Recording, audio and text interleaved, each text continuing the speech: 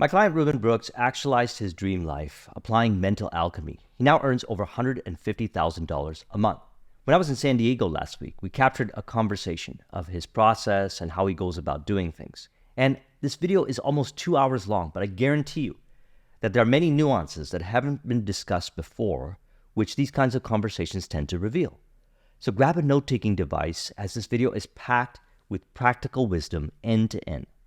I've also included some timestamps in the video of the various sections where we discussed the different topics. We actually had 2 conversations, one at his place and the other over Zoom, which I intertwined together for your enjoyment and benefit. Also, in our conversation with Ed last week, I mentioned that I'm putting together something where you and I could work closely together. If you look in the description, there's a link to a form where you can fill out your details, and I'll send you that information when it's ready over the next few days.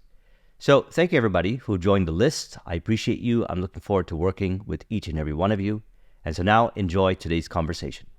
Today's conversation is with my good friend and client, Reuben Brooks. Welcome, Reuben. Thank you, Joseph. Thank you for being here. Yeah, absolutely. And thank you for also sharing us your wonderful place that you got in downtown San Diego. So it's such a pleasure to be here and enjoy this experience with you. Yeah, thank you for coming to my home, and viewers, thank you for visiting as well too. You're welcome. Always fun to be in San Diego. Okay, so today I want to talk about Reuben's success, and he's going to share wonderful insights and perspectives because he built his business to success. He started off training, fitness training, right? Yeah, I was a fitness coach for busy professionals.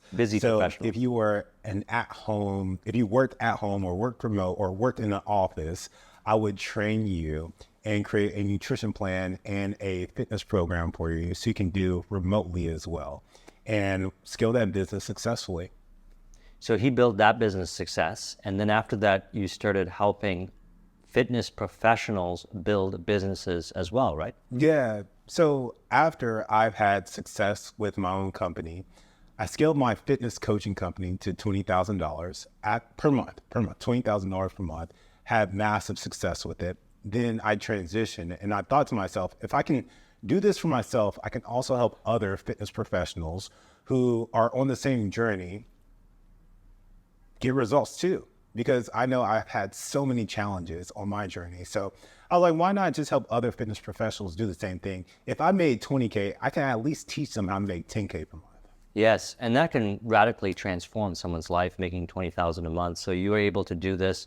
We worked together for a number of years. We put systems in place, marketing, sales, operations. I want to get into some of that stuff.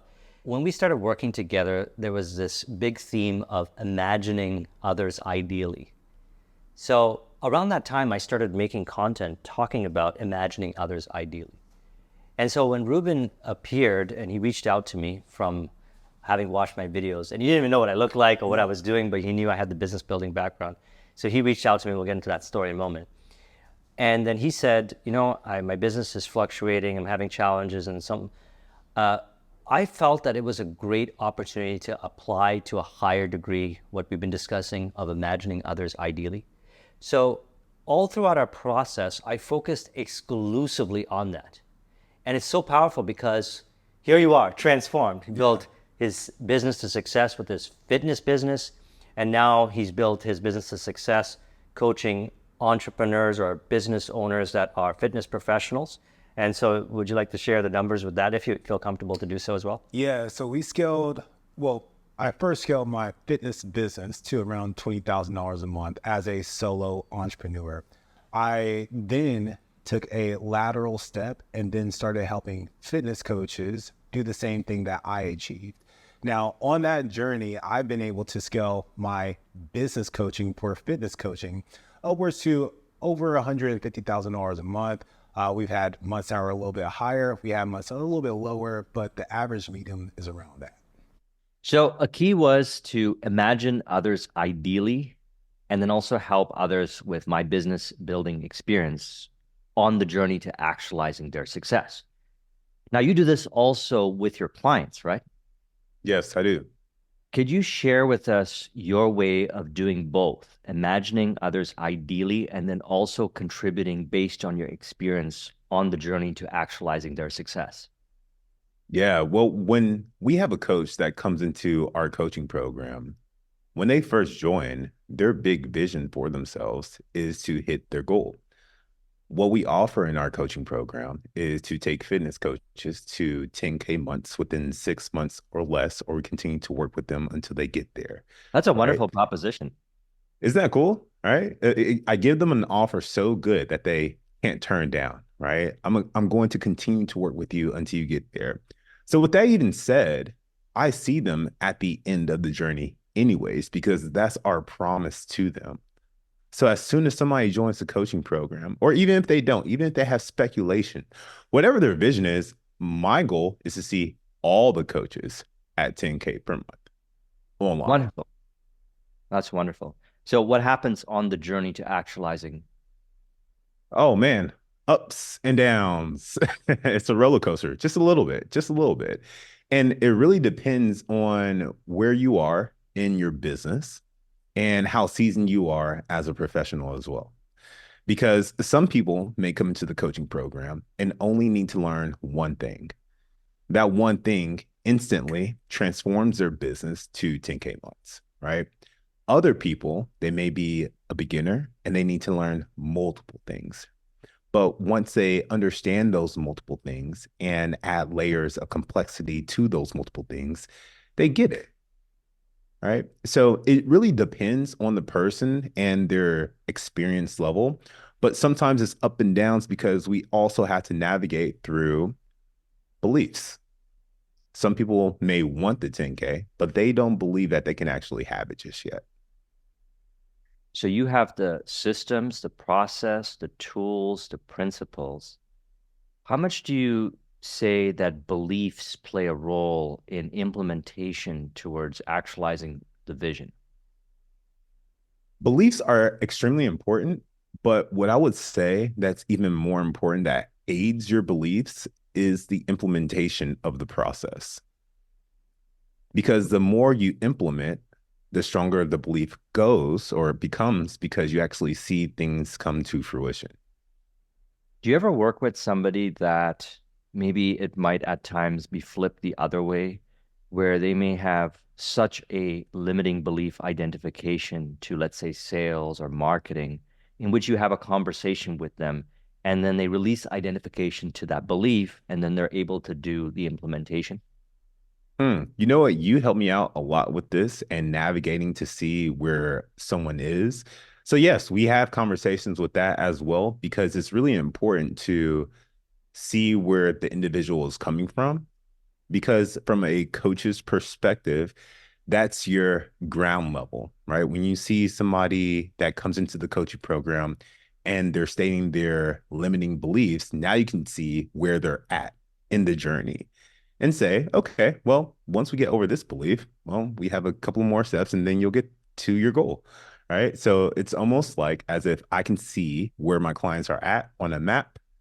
And once we overcome these limiting beliefs, we move to the next level and we graduate. What are some ways that you help them with the limiting beliefs?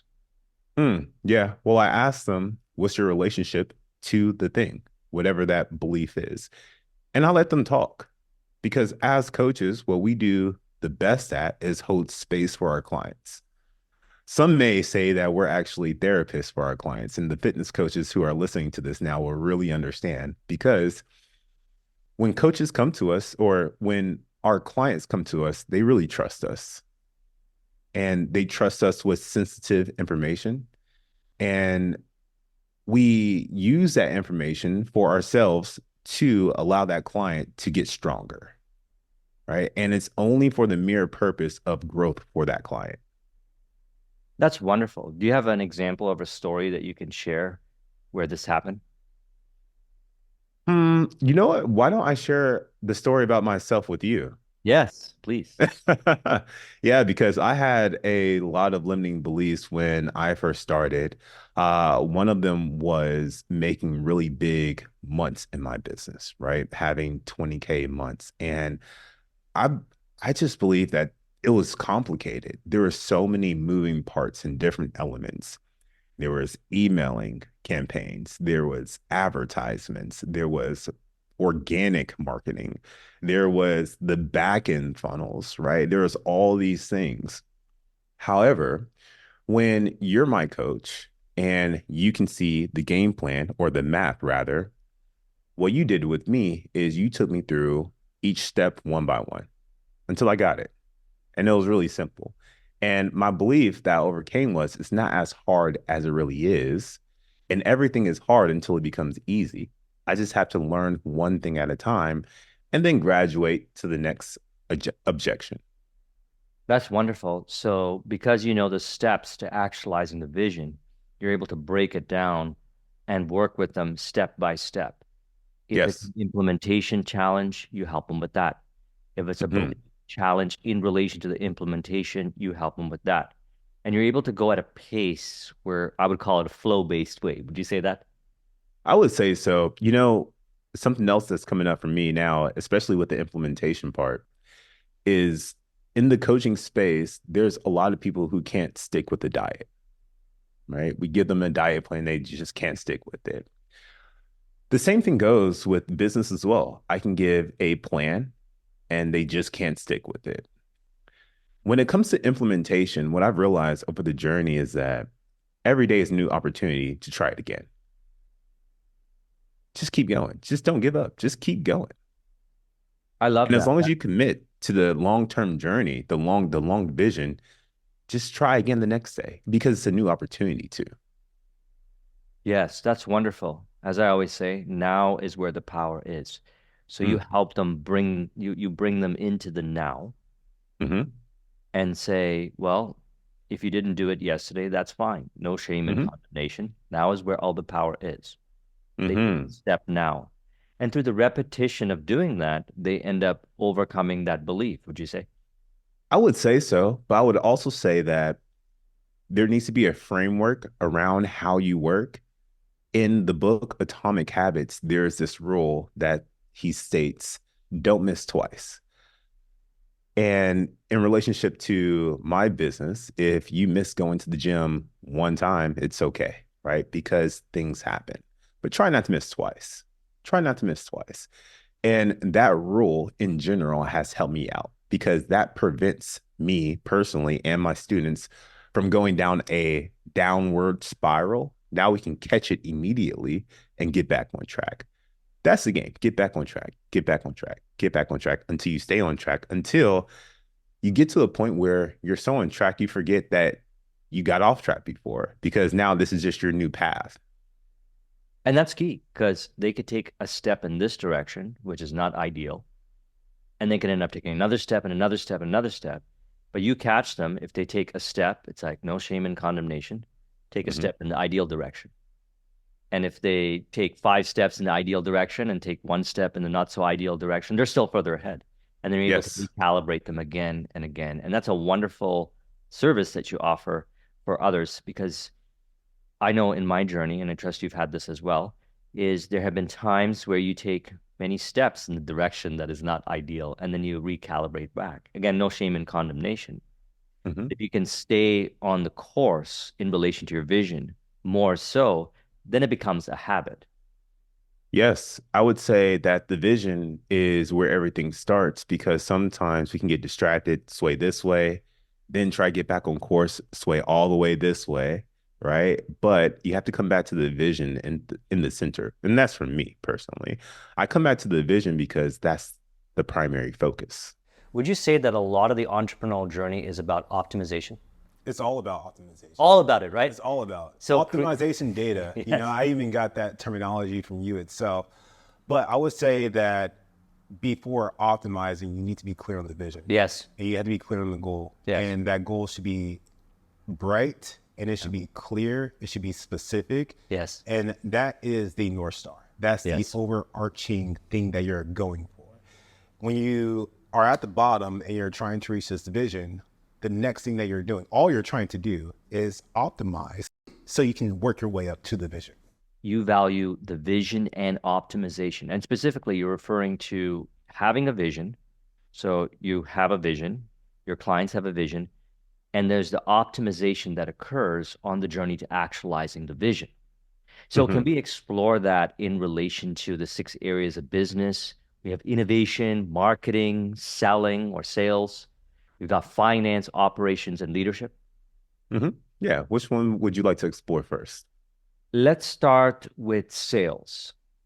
So in relation to a vision, their goal is to achieve certain amount of sales per month or year, or what are the metrics that you set or help them set? Yeah. Yeah. I say you need to make your first $1,000 in the first 3 months, right? If you're a brand new beginner, never even started before, you have to learn the material first and then apply it. So you go through a phase where you learn how to sell and then you apply the knowledge to make sure that you actually learned everything that we talked about.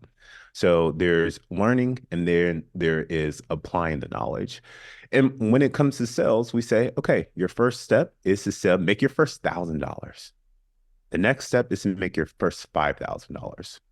The next step is to make your first $8,333 in 1 month. And that is a 6-figure income. If you make that every month for 12 months, you're going to have $100,000 on your tax return. So we say after you made that, now the next step is to make that 3 months in a row, just to make sure that wasn't a fluke. Wonderful. So you brought up something interesting. Learning, so they learn, so you help them with that. You help them with applying it. And then also we mentioned earlier that in case there was a limiting belief one was identified with, you will help them with that as well. And then there's a Yes. progressive overload in relation to increasing their sales. What would you Yes. say is one key, let's call it sticking point or something in relation to learning or applying or sales that could appear or you've seen appear often? And how do you help them with that? A sticking point. What do you mean by that? Something that you see as a common pattern or something that you've seen a lot in your coaching practice or could have been with yourself. For example, it could be, let's say a person decides that they're going to do 5 calls a day with their hmm prospects. And the sticking point could be that they're procrastinating to do that first call, or after the call, they have anxiety, or they feel that there's too many steps to implement the nuances when it comes to sales and they feel overwhelmed by it. Or they take a step and they do that for, let's say, 5 or 10 calls, but they don't see the kind of results that they desire. So they bring it to you. And then maybe you find that the sticking point is that they're not accepting themselves or they're being too pushy with the sale or something like that. Yeah. Well, the first question I ask is, what did you learn from the call? Because the student needs to do some self-reflecting, right? They can say, oh, I didn't make the sale. I didn't do all the things. I didn't follow the script. I didn't do X, Y, and Z. Okay, great. What else did you learn from this conversation? And I try to go deeper with them to see if there's anything else that comes up. And whatever they learn, we actually make that the main objective and focus of conversation and go deeper with that. So whatever that thing could be, it could be, I didn't do this, I didn't do that, I didn't do this. And we say, okay, what did you learn? Then they tell us. Then That's I come wonderful. back, yeah, but then I also come back to the foundations and say, hey, you're not going to be a professional in your first 5 calls. The whole point of you doing this process is to get experience first and to get your reps in. And it's really cool because I'm in the fitness space. I can always go back to fitness analogies and say, remember the first time you got on the bench press? You sucked at it. You couldn't do any weight. How many reps do you think you did from the first time you did it until now? Right? They're like, maybe a million. I don't know. I've done so many bench presses, right? Of course. And now you're a pro at it. So just keep in mind that you're starting something new and everything is hard until it becomes easy. So you're staying focused to your awareness by learning throughout the process. And you're bringing that to me. And now you're getting coaching as well. So now you're developing your skills. And now the next thing we do is take it back to the phone, right? Because you tried it, you learned, you got some coaching. Now you have to try it again. And it's a complete circle. And we repeat that method until you get it so good that now you can teach it to other people. That's wonderful. Wonderful.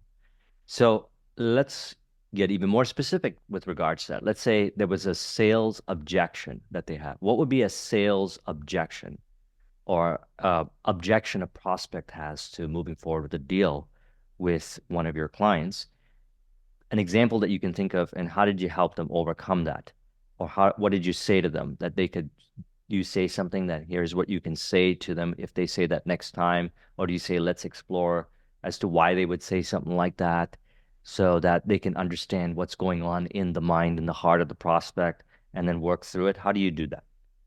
Yeah, that's really interesting because how we teach sales in our company is to overcome the objections before you even get down to the payment, so that you know that all the objections have been cleared. So when you get down to asking for the payment, there's no more objections to overcome. So a common objection is we can't afford it, right? So we ask, okay, well, what's within your budget? And whatever number that they give us, we kind of get an idea of how much they have. But if they can afford the coaching program, if we have minimum requirements for their budget, okay? So if they're at this minimum requirement, then we can proceed with a phone call. If they're under this minimum requirement, then we know that they can't afford it, and now it's time to actually downsell, and we offer them something else. But it's through the script where we can optimize where a sale can take place, because it's almost like a splitting point at that point. You can go this way or you can go this way. So if we downsell, we can offer them a lower ticket program with less coaching, and it's more automated. And if they can afford the coaching program, then we give them the full service. So when it comes to objections, and a lot of times our coaches, we give them exactly what to do, right? They do it to their best ability. And then when I get on the phone call, I'll ask, hey, did you ask this question? And they say, nope, I didn't ask it. I'll say, well, you didn't follow the process. Let's try it again. Right. And in that moment, they learned, and they also got coaching, right? They learned to stick to the script and follow the process. And they learned something, that I should always be making sure that I'm asking the critical questions, because when I get to the end of the script, I set myself up for success when I do that. Yes, wonderful. Thank you for sharing that. I'd like to ask you about marketing now. So Hmm. sales is where they either jump on the call or Zoom call, or this is happening via DM or something like that. The marketing, bringing awareness to your product or service. What's Mhm. one marketing technique or strategy that you could share with everyone that has been really helpful for you in your business or in your client's business? Yeah, I developed a marketing process called the ACE method, ACE. And that means attract, convert, enroll. Most of our coaches are on Instagram and also on TikTok, and we use short form media to attract clients to our page. Now, when clients get to our page, how do we keep them there? Well, we also need to have converting pieces of content. So let me just take a step back and explain what attraction pieces of content is.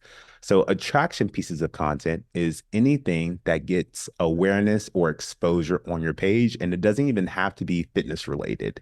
It's what is getting the views. What are you doing, quote unquote, for the gram, right? That's a terminology that we say. You did it for the gram. So when you're doing things for the gram, that usually brings about views, comments, and new people to your page. And that's awesome. That's step one. Market yourself so that people can get to know you, because you can have the best coaching program in the world, but if no one knows who you are, no one will ever buy your coaching program. This is why you need to, number one, attract people to you first. Number two, once you've attracted people to you, the next step is keep them there. So out of all the millions of people that are online right now, you did an excellent job of getting somebody to your page. Great job. The next step is keeping them there by having converting pieces of content. And converting pieces of content are more longer form pieces of content of you talking directly to the camera, helping your clients overcome their challenges, and also showcasing your expertise and authority as the coach. This gets people to binge watch everything on your page because now all they're doing is scrolling through valuable information, right? They got a piece of content that attracted them to your page. Now they land on your page and now they're getting nothing but valuable content.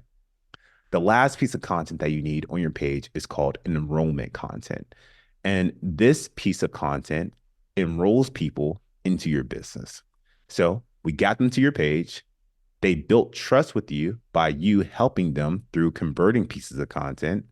And now it's time to enroll them into your business by having strong call to actions for your content as well. And we do this in a very unique sequence so no one can really catch on, and it also doesn't feel overwhelming as well.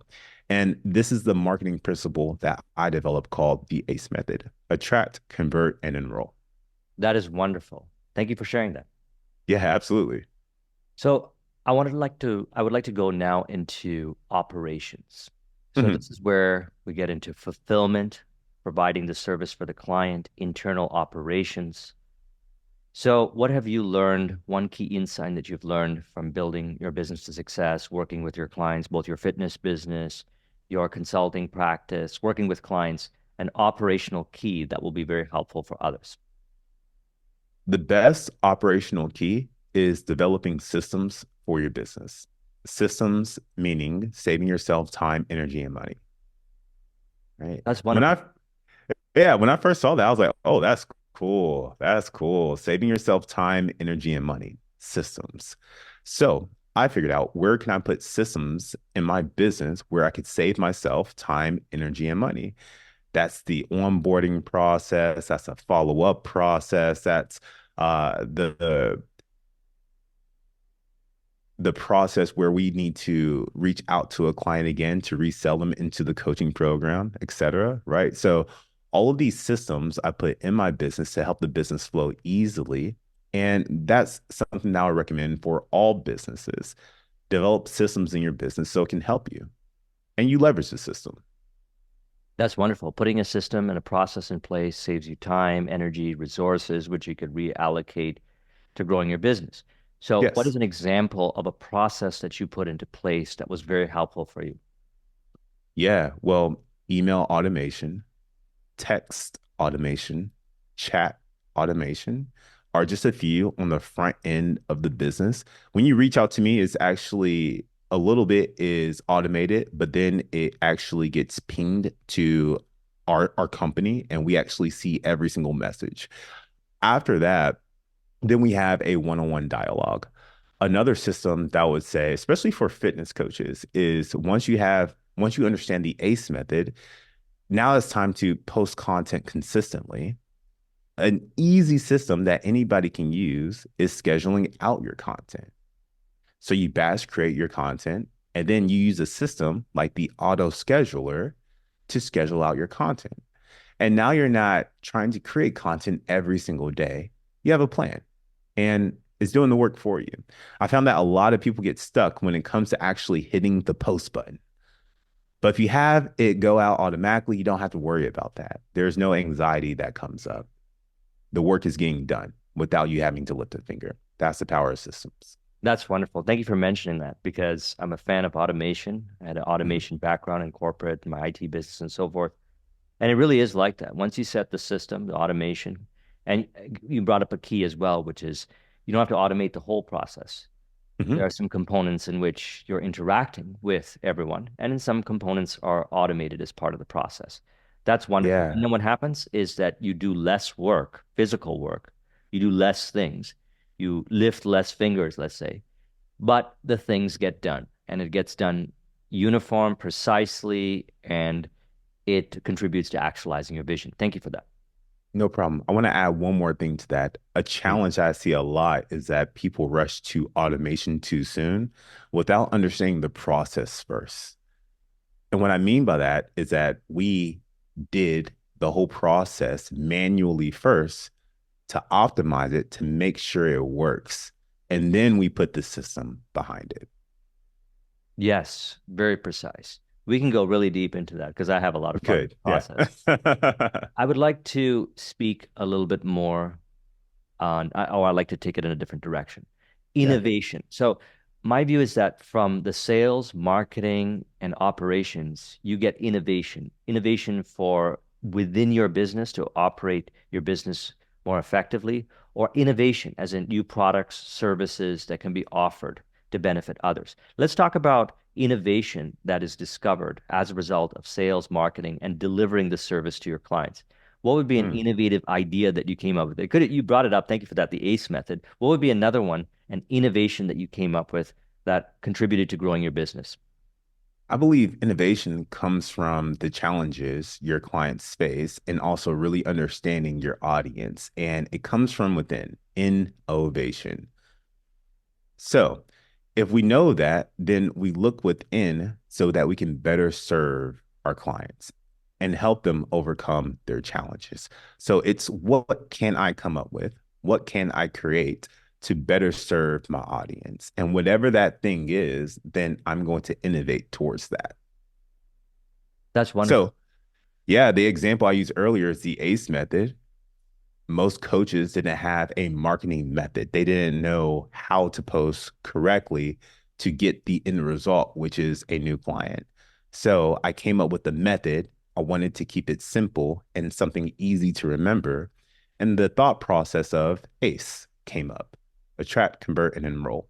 And that was me being innovative to help my coaches and serve them better. That's wonderful. Innovation as a result of your sales, marketing, and operations, you found it. So now, as your business continues to grow, another component to consider, and we would always work together with this, and we put together spreadsheets and tracking and so forth, is the finance piece. How Hmm, important is that? And the how most. do you, yeah, how do you ensure that it's kept in check? Yeah, it's funny. Once again, I'm going to go back to a fitness analogy because it's just simple. In the fitness world, we track our macros, we track our calories, when we track our weight because we're fitness professionals. That's just something we do. The moment we stop tracking is the moment where we go off course. We start gaining a little bit of weight, we start having a little fun, we do all the things, and it might just be the season for that. Sometimes it's okay, right? You just can't go too far off without not tracking. Okay.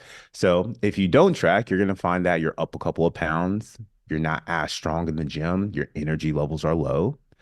The same thing goes with your business, especially when it comes to tracking your finances. You need to track your finances every day because you get to see where you're at in the journey. And every day you get to see, okay, am I progressing or am I not? And if you go too many days without tracking, you're going to be in the world of the unknown. You don't know what's happening with your finances. And that's never a good place to be at.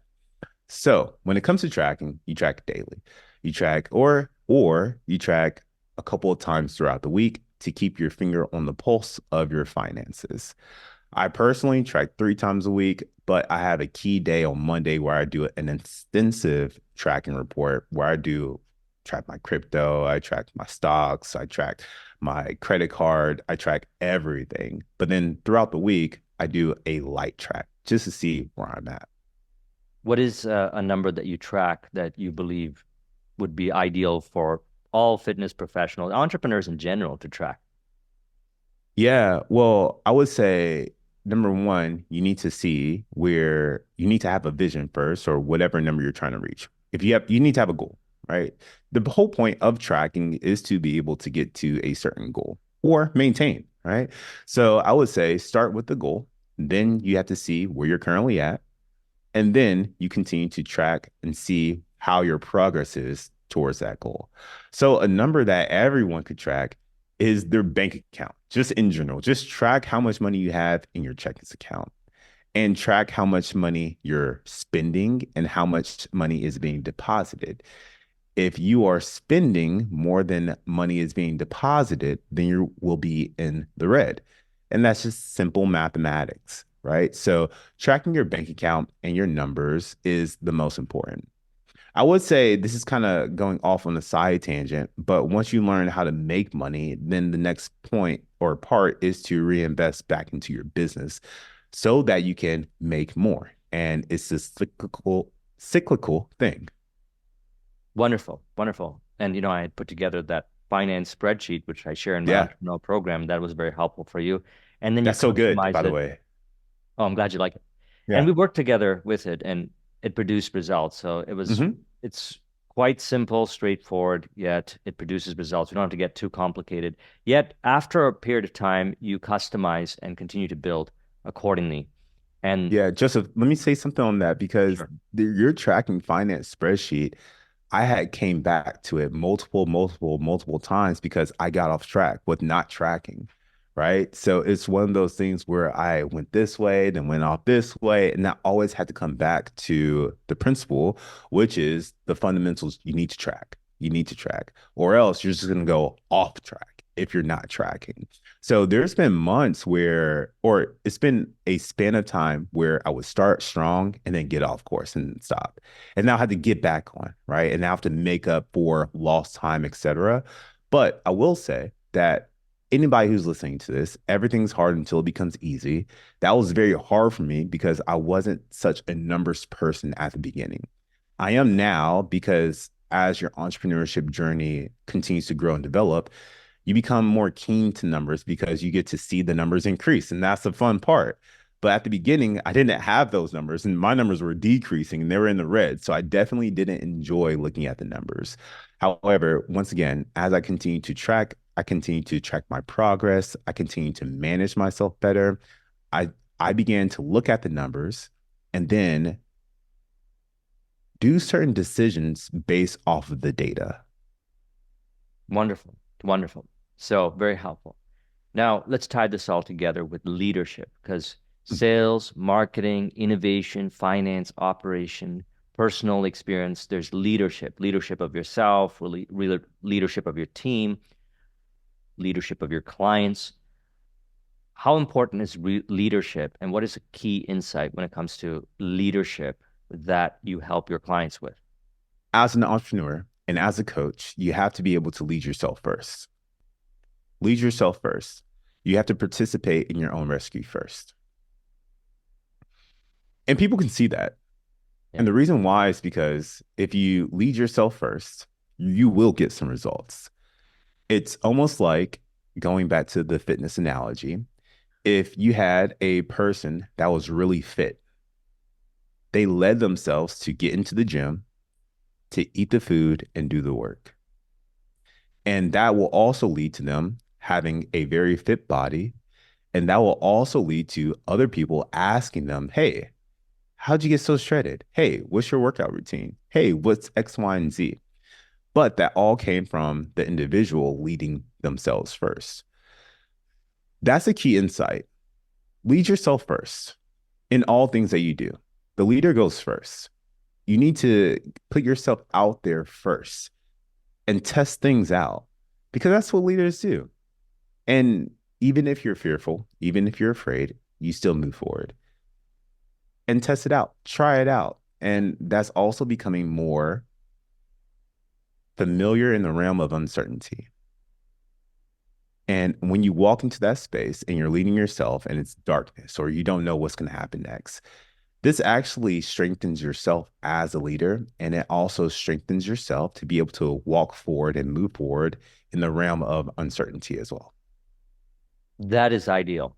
Leadership, you go first. I love that. Thank you for that. I knew that you had the CEO mind. Thank you. Like, I noticed this about you is you genuinely are fascinated by the different aspects of business. Is that fair to Yes, say? I love You- business. That's Yes. why I switched from fitness coaching to business coaching because although I had a passion of helping people lose weight and get in shape, I was more fascinated by business aspect. Yes. Also, we have on the table here, As a Man Thinketh, right? Yeah, absolutely. So you're a fan of this book here. Yeah, love it. And this book you would read every day and listen to the audio every day. Yeah, one of your videos on YouTube was all about brainwashing yourself for success. And we actually had a lot of conversations about how As a Man Thinketh helps you restart the thought process. And what I mean by that is all throughout the day, imagine your life as a windshield. All throughout the day, you have things coming on your windshield, right? And whenever I read this book, it kind of wipes my windshield clean. Yes. So I can know how to think and function clearly again.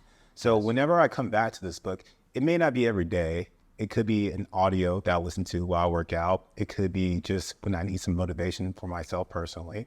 But when I come back to it, I realign myself to how I should be thinking foundationally as man. So what's powerful is this book helps you think for yourself. Yes. It helps you realize that you are the one assigning meaning to whatever appears on the journey. Yes. And you have it within you to come up with a solution. Yes. Yet when you get coaching or mentoring or read a book or study business stuff, there are all these different ideas of what you can do. Yet you find your intuitive path of what is ideal for you, and it works out perfectly.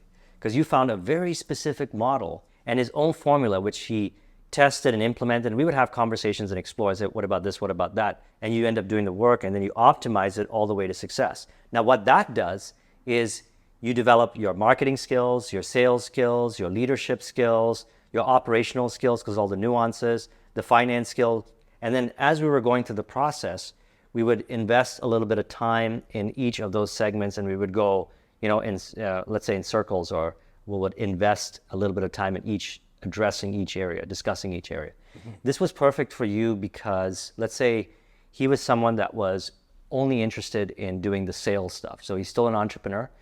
What's beneficial then is a partnership with someone who does the operation stuff, or someone that will take care of the finance stuff. And so because Reuben developed himself to be a well-rounded entrepreneur, he was dedicating a little bit of time on each of those areas. And so that cultivated you into the CEO figure now. Yeah. And so what's powerful about working with Reuben is, if anyone decides to work with Reuben, is he will be able to look at different aspects of your business, the various areas of business, and help optimize. How do you relate to that? Yeah, so now I can see a business as if it was rolled out in front of me, and see your process, scan it, and say, oh, right here, here's what we need to work on. Then you're going to need to work on this and this and this. And then, boom, that'll be good.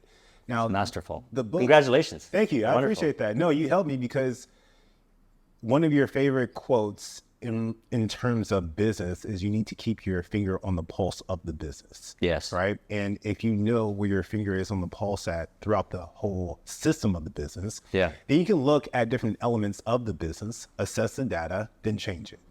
As a man, Thinketh has allowed me to increase my intuition. As I continue to read books like this and other books like How to Play the Game of Life and Win by, I forgot her name, what's her name? Florence Scovel Shinn. Florence Scovel Shinn. That was also another amazing book from an intuitive woman that helped me, right? So all these intuitive books has helped me develop myself so I can think outside of the box. Because when I first came to you, I thought it was just black and white. Now, dichotomous thinking. I bring that a lot in my videos. And if I work with someone and I already see their greatness, I already saw, you're already that. Yet if I see identification to dichotomous ways of thinking in a way that's not helpful, I'm going to facilitate the transformation there. Yeah. So he's going to hear me say the answer is it depends. Let's explore that. Why? Because there are infinity ways to get to the destination. Intuition reveals the way. And so let's say you were like, oh, infinity ways to get to destination, but you didn't have that specificity of what to move forward with. I would focus on that area. I would say, you know what, Reuben, there are all these areas that we can go through. How about we explore this one area and see that all the way to completion? We have divergent thinking, which is the ability to see things from any perspective, and convergent thinking, to be able to take something and see it all the way to completion in a sequence. Being a CEO and cultivating yourself to how Reuben has cultivated himself masterfully is a combination of both. Flow, lateral being, not saying one is better than the other. And in order to get to this point, if someone is too much on the divergent side, I bring them on the convergent side. If they're too much on the convergent side, I bring them on the divergent side. And I go back and forth like that. And it might not feel pleasant. No. So does, you're quite built. So did, squats and the workouts that didn't feel maybe pleasant, but you learn to love it. Yeah. You learn to love the workouts. You learn to love that part of yourself, which is authentic, which is the ability to see things from many perspectives, but at the same time say, okay, I'm going to take this and put it into practice. And then if that doesn't go ideally, let's look at it from a different perspective and switch. And how do you relate to that? Well, you know why I love this so much? Because I'm exercising my Yeah. mind, right? Coming from an exercise There's a method to my madness, there's right? a method to it, right? And I have fun doing this. I have a great time. Oh, right? Wasn't I having a great time? enjoyed it probably more than I did because I was the one struggling. Because it's effective. Because it's effective and it's what produces results. And I went through it myself. When I was in corporate, Reuben, my manager at the time used to do this to me all the time. They used to bring me in front of, he used to do this. Whenever I had an idea, a divergent idea, which was wonderful, he would say, okay, everyone from the cubicles, Joseph has a wonderful idea. He's going to share a wonderful idea. And, I was very shy and timid at the time. And he would say, and every one of them would find flaws in my idea. Now, that could be pretty scary for some. He brought me into a meeting one time. He's like, what's your career plans moving forward? I said, either I'm going to be a CEO or I'm going to have my own business. And that's it. The only two options. And he's like, okay, great. And then he did the same thing with me. And it didn't feel comfortable at the time. But you know what? It was some of the best experience. We discussed divergence, convergence, and lateral being, which is being in the flow. What do you do personally to maintain your flow so you can reconcile, have many different ideas, divergent ideas, for your sales, marketing, innovation, finance, operation, leadership, and then reconcile it into, okay, I'm going to take this, I'm going to apply it. That all happens automatically while you're in flow. How do you stay in your flow? That's a great question. There's a couple of things I do every day to help me stay in flow. A lot of that is obviously working out, spacing out. But I would say the most important thing is giving myself space to be in flow. What I found on the journey for myself is that once I understood what flow was, I understood that I had to tap into it, right? And I also understood that sometimes it takes time for me to tap into it. So with that being in mind, I realized that I need to create space for me to have time to tap into flow. So whenever I need to quote unquote get into flow with something, I make sure that I set aside enough time and space for me to dive deeper into flow in the most depth of it so I can remain there and now I'm inside of it, if that makes sense. That makes perfect sense. Thank you for that. You have such a wonderful, harmonious life, which I believe contributes to your flow, which we encouraged all throughout working together and you help your clients with. Thank you. Which means your relationships, health, fitness, business, where you live, all these things play a role, a harmonious role. Would you agree? Oh, I definitely would. And so you value both the journey and the destination. Because you don't. You eventually Absolutely. hit your goals. You realize you actualize your visions. You realize you already Yes. have it. You actualize your vision. Yet you could say most of our attention and time is on the journey to actualizing your vision. So you might as well enjoy your life. How does harmonizing all the different areas of your life, relationship, health, fitness, etc., contribute to building a successful business? You know what? They go hand in hand because especially with fitness, we've already done hard things. If you got a six pack, that's one of the hardest things that a human can do, right? So we just transfer that work and that focus to your business. That's it. So we remain in flow when we do that. When we're tracking our macros, we're doing cardio, we're doing all the things, we're only focused on one thing. But the thing about tracking your macros and staying so focused is that sometimes you miss out on having fun. And you need to be doing both and. And when you do both and, that's when you find success on a life level, right? You're reaching your goals or you're working towards your goals. You're in the dirt, tracking the macros and all the things, but also you get out of the dirt and you have fun. You look up every now and then because sometimes we can have our head down so focused, we forget to look up. So I look up every day. I make sure that I do something fun every single day for myself and I give myself some space to do the fun things. And I plan it inside of my calendar so that I can do that.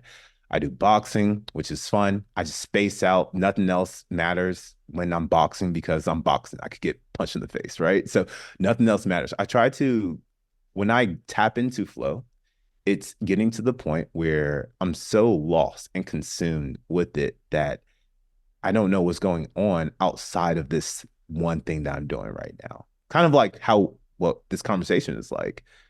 I'm so locked into it. I don't know what else is happening in my outer world. This is just it.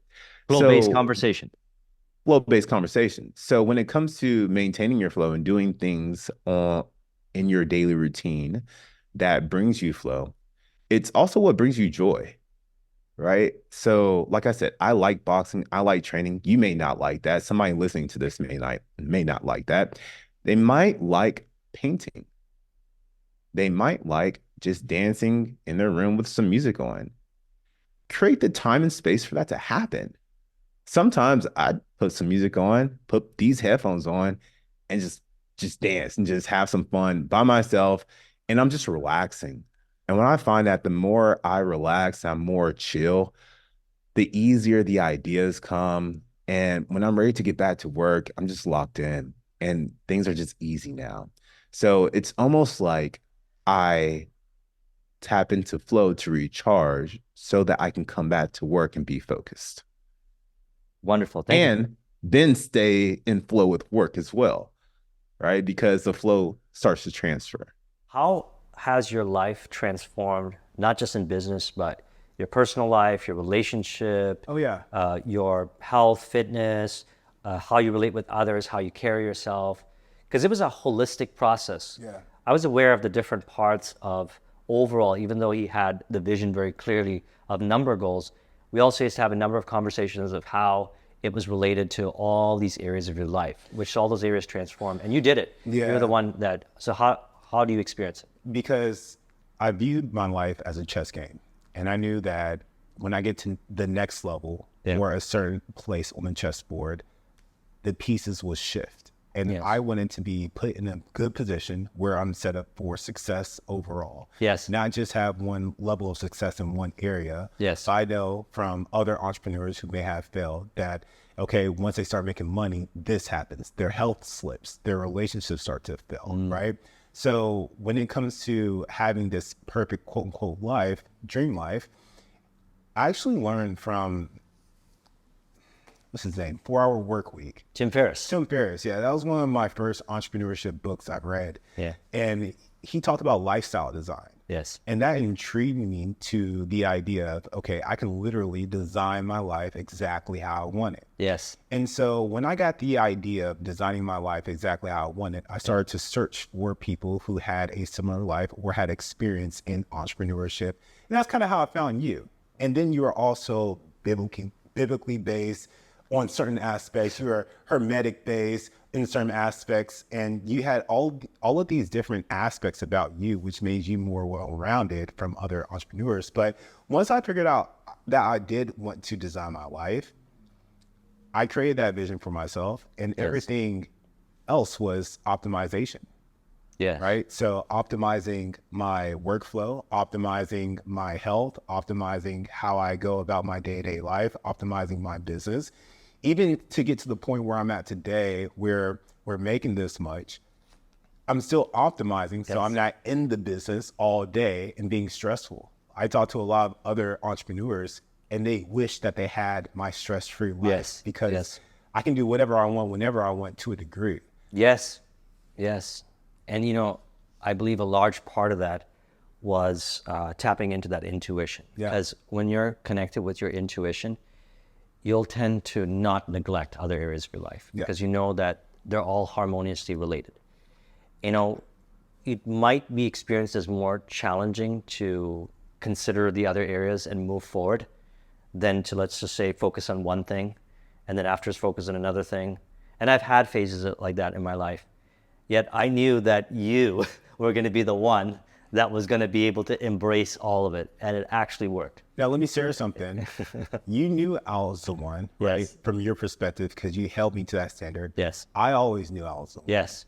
Yes. Right? My favorite movie is The Matrix. Yes. Right? So I always knew that I was the one. The student and teacher are one, right? Exactly. So I needed to find the teacher who could help me break through what I already knew was possible for myself. Right. And even I had so many beliefs that I had to untangle at the Yes. same time. But deep down, I knew that this was going to be the life. I mean, Yes. what other way to live than what I'm living right now? I mean, look at this. Like, what other way to live than, and this is from my vision. Like you said, when you talked to your manager, you had two options, either be a CEO or run your own business or something like that. For my life, I'm like, well, what other way to live than what I dream of? Yes. Yes. And so that is true and authentic to you. And what happened was you end up attracting those that are in harmony and contribution to your vision, whatever it may be. Could be clients, could be someone to, so the student and teacher one, I would not take credit for it. All I do is play my role. My role is essentially everything that I've learned, and to imagine others ideally, knowing that whatever arises in the conversation, I'm going to say it. Even if on the surface it might not be something that one might want to hear, let's say based on a belief, but it connects to that core of who he is. So absolutely, he saw it in himself that he is ideal.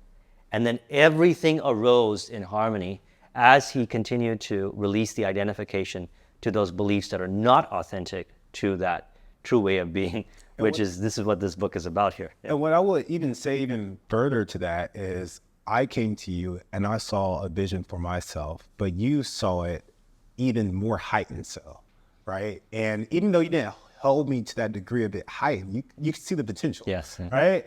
And so as we continue to go through this journey, I also increased where I could go on the totem pole.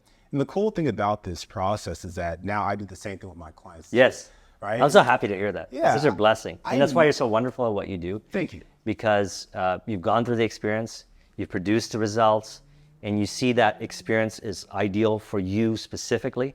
And so now you attract the clients that want that. Yeah. They're looking for that. So it's like pretty much handed to you. All you got to do is show up, imagine ideally, and trust that you already have the experience, because you do have the experience. Yeah. You have so many stories about maybe challenges you experience, ad campaigns going fluctuating, having to change the team members. Talk about like even down to like productivity, scheduling, like a whole bunch of nuances. He's got all that experience. And correct me if I'm wrong, you're able to answer every question and help them. Every single one. Every single one, right? Because I'm a product expert in my field. Yes. And I believe as an expert, you should be able to go wide and you should be able to go in depth about the topic. Yes. And you know, you attract those people. Yes. It's like, there's two parts to it. You imagine them ideally.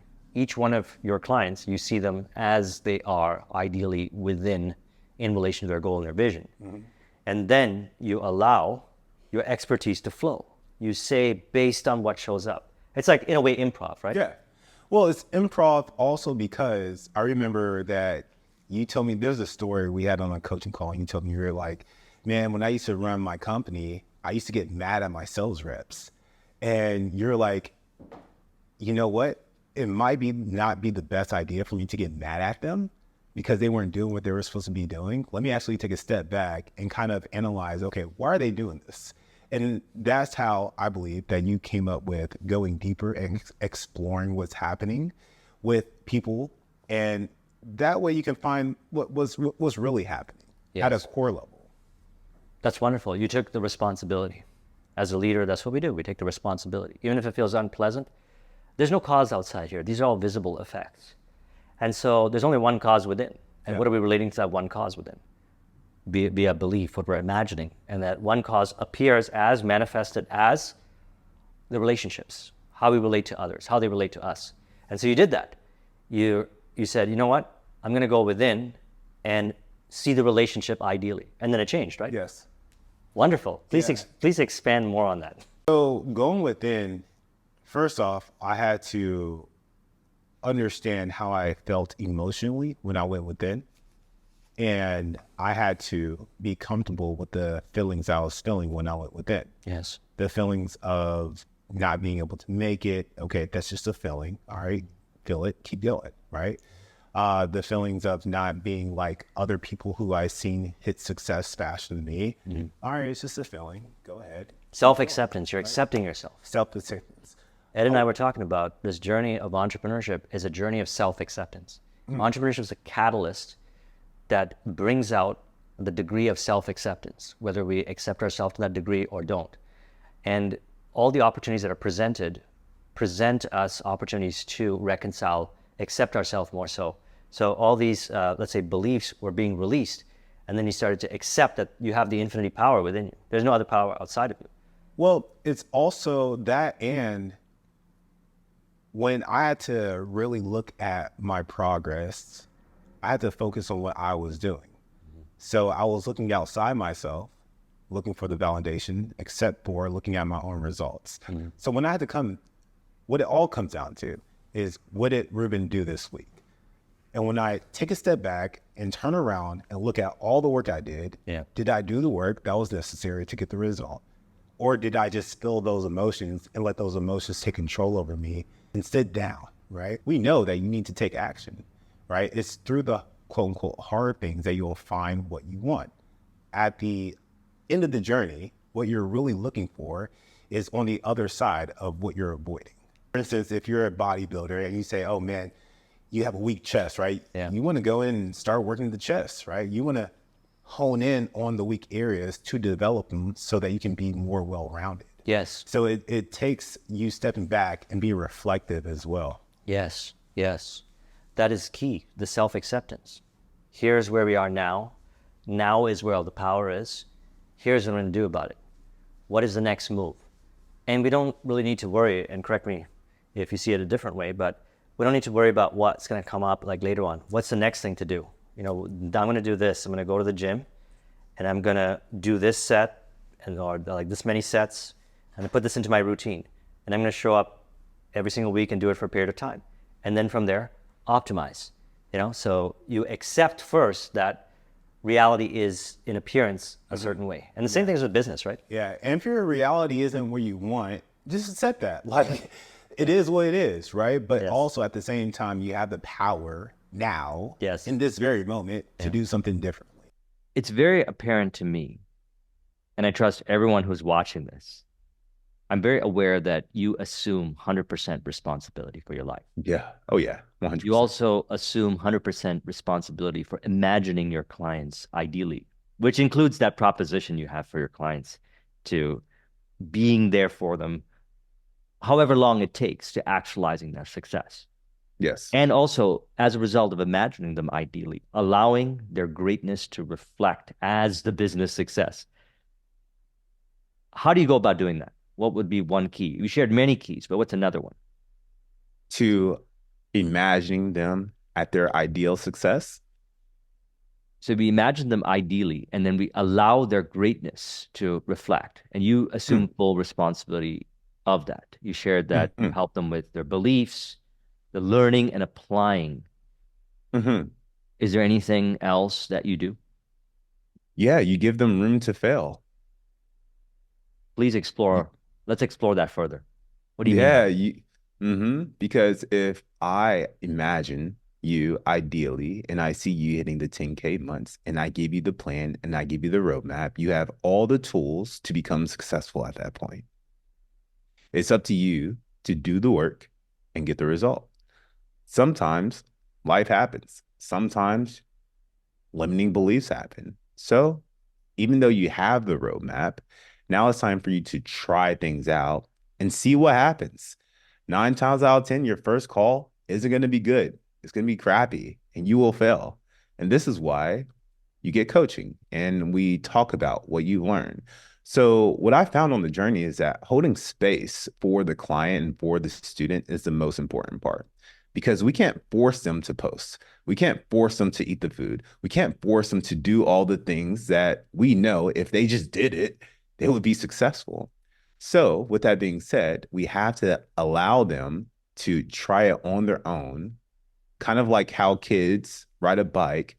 It's cautious and you want to be with them at every moment. But if they fall, and you can help them get back up.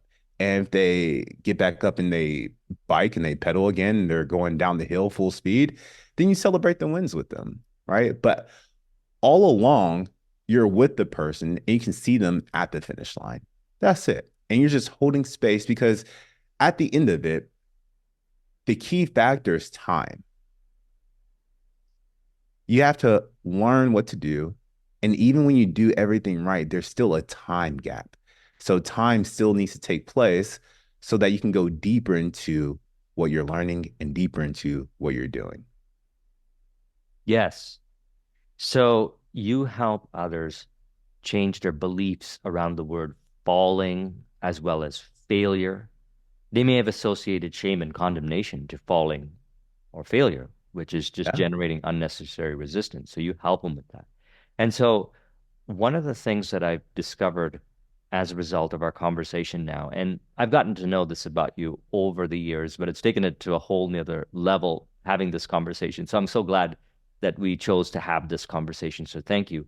Is that you mentioned accepting what is happening now and building upon it, like the transmutation, being Mm. honest, being real with yourself, and the work to be done. Now is where all the power is. Do you have a story that exemplifies this in your business? So now is where all the power is. I remember a vivid story where I was a just getting into the fitness space and I was getting low on money and I needed to train clients. And I had to figure out what could I do right now to take control over where I was at to change my circumstance. And I was really low and depressed about it because I didn't know how I was going to pay rent, but I know I needed to act on something. In that moment, there was a flash that came through my mind, and I sat down on my desk. I grabbed my pen, I grabbed my paper, and I just started writing out numbers. I started writing out my rent. I started writing out, okay, if I could train X amount of people, I can make this much. And if I train this amount of people, then I can make this much. So rent won't be that hard to cover. And also I can have some additional money as well. In that moment, what I did in the power of now is I sat down and thought about what I could do in this moment to change my circumstance. And I wrote it all down. And that was a plan. I made my plan very clear. And then I worked the plan. And then it happened. So you And then realize it that happened. you're standing on your acres of diamonds because Yes. you have, let's say, a different relationship with the word failure or circumstance. You know, as James Allen said in As a Man Thinketh, circumstance does not make the man, it It reveals. reveals him to himself. And so, what are you revealing? You're revealing that here's my acres of diamonds. Now is where all the Yep. power is. And I went deeper because once I realized, okay, now I can do this, I just went deeper with it and I had more fun with it. And it was a failure because it was a failure to me at the beginning because I got to the point as a man who's trying to become successful. I got all the way down to the point where I didn't even know how I was going to pay rent. And That's I felt wonderful. horrible. I felt horrible. I felt like I was a failure in that moment and I didn't know how to get out.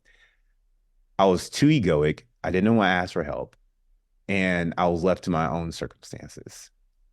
I should have asked for help, but also at the same time, I learned something. In retrospect, I would do both. I would ask for help and act now and do both. But yeah, that's what I did. You know, there's a lot of nuances in relation to what you shared right there. A lot of nuances. And one of the keys is that you accept. And by accept, it doesn't mean that you're going to put up with whatever's appearing here. It means that you pace and lead like an NLP. It's like, Mm-hmm. here's this moment. What can be done about it? Mm. That leaves an impression on the subconscious mind. And in some way, somehow, it appears. What can I do is always a great question. It's what can I do? A lot of times when we're on the calls with coaches, sometimes they're like, oh, I can't afford it. Well, what can you afford? Right? What can you do?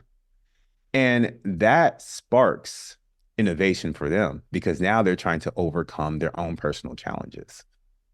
So what I would love to do, Reuben, and this is wonderful, uh, you got some parts highlighted here, okay? Yeah, So do you mind if I read one of these quotes? sure. Let's hear it. And then I would like your reflections on this. Okay. To live continually in thoughts of ill will, cynicism, suspicion, and envy is to be confined in a self-made prison hole. How do you relate to that? Yeah. So I would say it's negative thinking to a degree. And it's also what's coming into the brain as well. So not only your negative thoughts, but also on an outside perspective, what's coming inside as well. What are you listening to? What are you watching? Who's around you, right? And it's negative thinking. If those things aren't positive, then if it's not helping you grow, then it's the opposite. So you ended up recalibrating your focus to be on what is in harmony with your vision.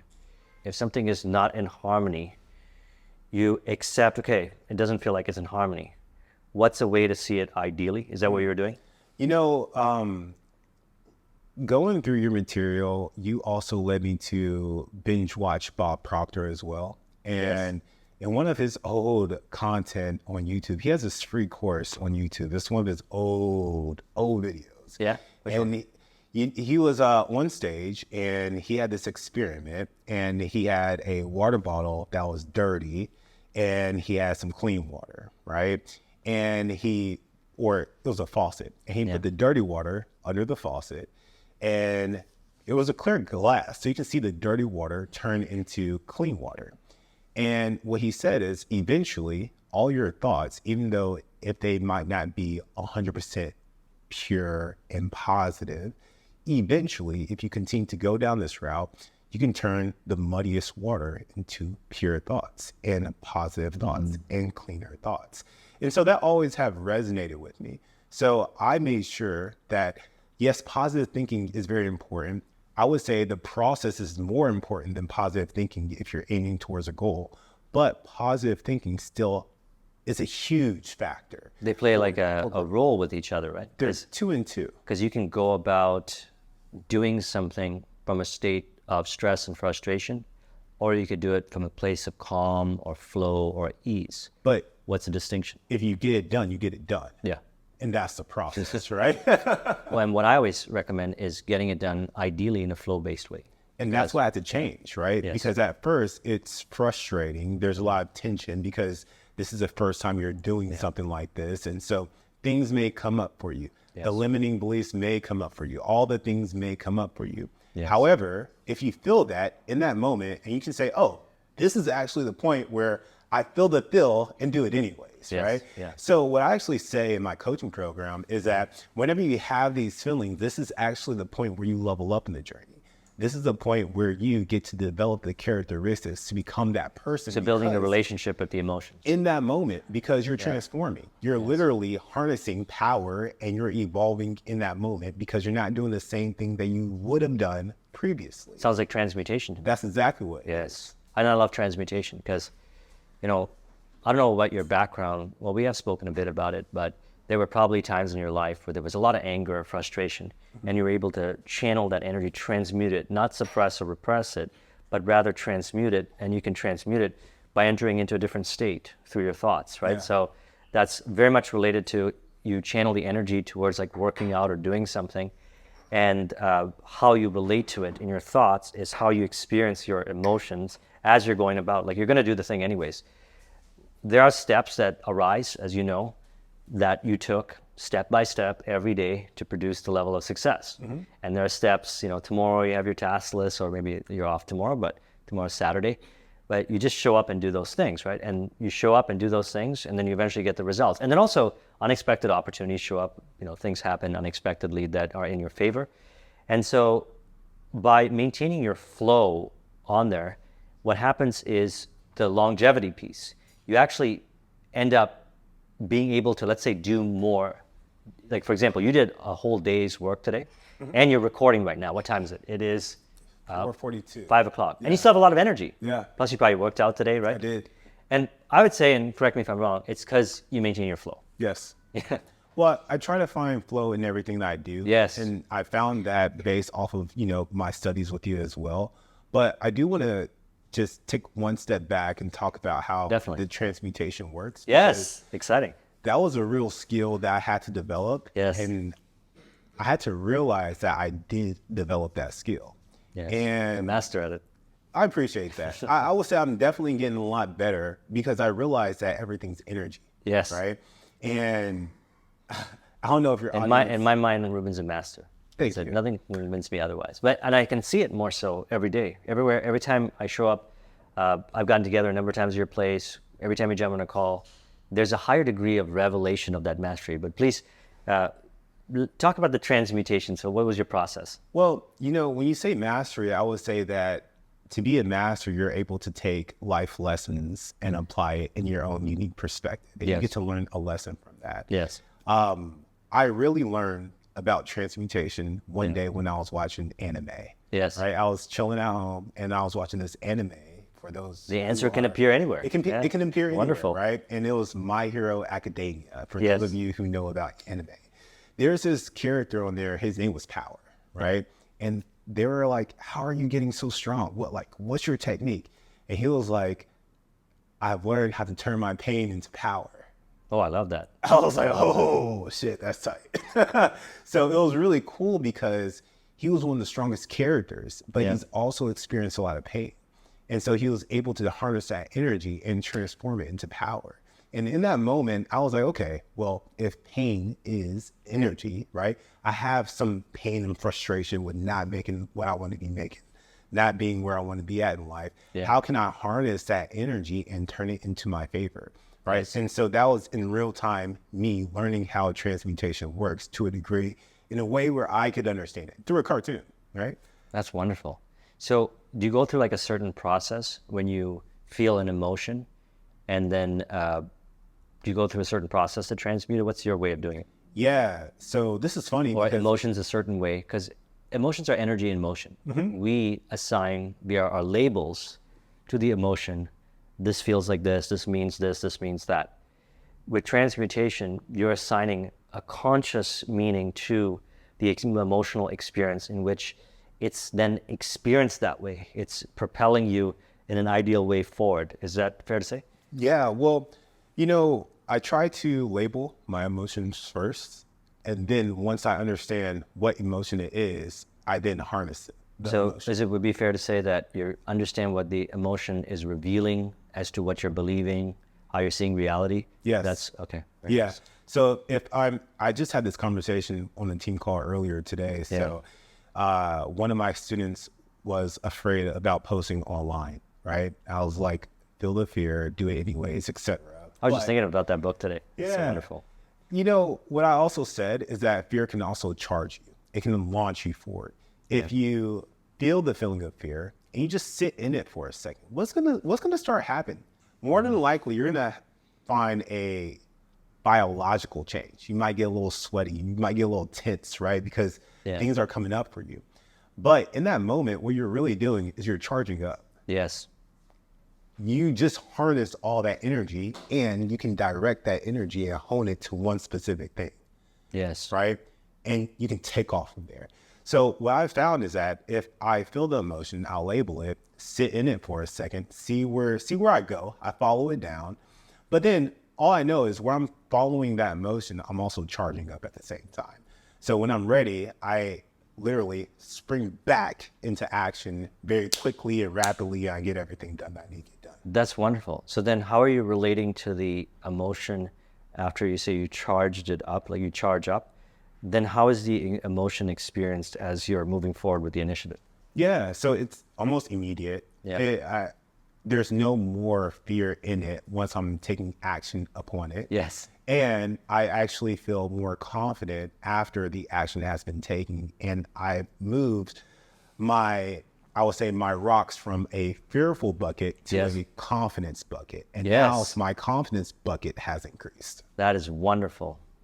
So to recap again, that is super powerful. Thank you for sharing that with everyone. That is so wonderful. So there's an emotion in which you say, okay, I'm feeling fear. I'm experiencing fear here, and that's fine. You don't like shame yourself and condemn myself. I got a problem. You're aware of it, and then you set an intention that this is going to go in the direction, because that's what I do. I say, okay, what I tell myself to set the intention, maybe you do something like this, is I tell myself a little story, and the story is this. I say, you know what? One day I'm going to be able to share this with Reuben, or I'm going to share this on a call of how I had that fear, and then I ended up doing the thing anyways. And then after I did it, not only did I build a deeper relationship with myself, but I learned how to transmute it. And that's going to help tremendously. It's also going to help everyone on the channel. So just by telling me that story, right away, my state changes and I end up doing the thing. And I feel the emotions that way, excitement. Do you have something similar like that? Is that what you do? Yeah, well, the question I ask myself is, if not me, then who?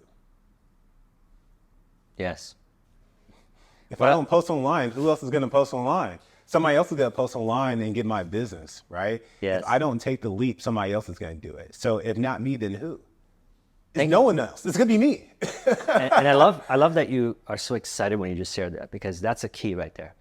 That's thinking for yourself. That's, to me, applying this book successfully. So congratulations. Thank you. If I had a stack of awards here, that would be my 5th or 6th award I go. give to you. And why I want to acknowledge that's really powerful is you found your own way of relating to it that actually works. Yes. So I've got my way, and maybe that way might resonate with someone, maybe it doesn't. But nevertheless, you have your own inner relationship that actually moves you forward, that works perfectly for you. Yes. Right? And so how do you teach that to your clients? Well, self-esteem will be the biggest thing. I feel like we're all on this journey for mastery. Yes, I love it. Right? So if you learn... Be ye imitators of God as dear children. I really believe it. It's there's a one power, and it's within, and how are we applying that power, right? And so I believe this is a school of learning how to apply that power, which includes transmutation. And so please continue. I wanted to acknowledge you for doing that as well, for cultivating that. Yeah, I forgot what I was saying. That was so beautiful. I was asking. You're like Well, thank speaking poetry. I was saying, how do you transfer this, or how do you inspire others that you lead, you coach? I trust they get excited when you talk about this stuff because they're experiencing it. Well, as a coach, I should be able to motivate people. Yeah. Because at the end of the day, I'm a coach. Yes. I'm a business fitness coach, right? And also, at the end of the day, you as a coach, if you enter my business, you should aspire to be able to do the same. Yes. To be able to motivate others. Yes. If you aspire to be able to motivate others, that also means that you, to a degree, need to be able to get to the point where you can be self-motivated. Yes. You can do things on your own accord, and you can lead yourself without having external influences. That's powerful. So knowing that is really cool, because knowing that specific thing, all the coaches that come into my program are, to a degree, already motivated. So I need to, just like you did with me, is hold them to the standard of what they can do so that they can actually get it done. Yes. And I don't look at them as any other way. They can come in with self-belief issues. They can come in feeling discouraged. They can come in fired up and ready to go wherever they're at, right? I'm holding them at one frame and one frame only. I only see them as a fitness coach that's making at least 6 figures within 6 months or less. Wonderful. That's it. Wonderful. See, we always have this opportunity to practice wherever we are the transmutation. And because we acknowledge that there's only one power within, and then what ends up happening then is, as we get better at, let's say, transmuting the energy, bringing it in a direction that's ideal, because you said you felt that during the call that I would always do that, right? Bringing it. What ends up happening is the other person also realizes that they are doing it. So I'm not the only one doing it. It's happening within you. And then they start mimicking that or doing more of that, you can say, which is not copying me or anything like that. It's happening at the same time. And then what happens is when you coach your clients, you're doing that with them. So then they go on to do that. And that's how we create heaven on earth. So if you want me to get really big scale with it, this is what it is. We can do that too, but I just want to add to that is, once I realized what you were doing and you were holding me to this standard, then I actually started to operate at that standard. Once I actually realized and it's still occurring now in this conversation. And it's still occurring. It's always happening. Yeah.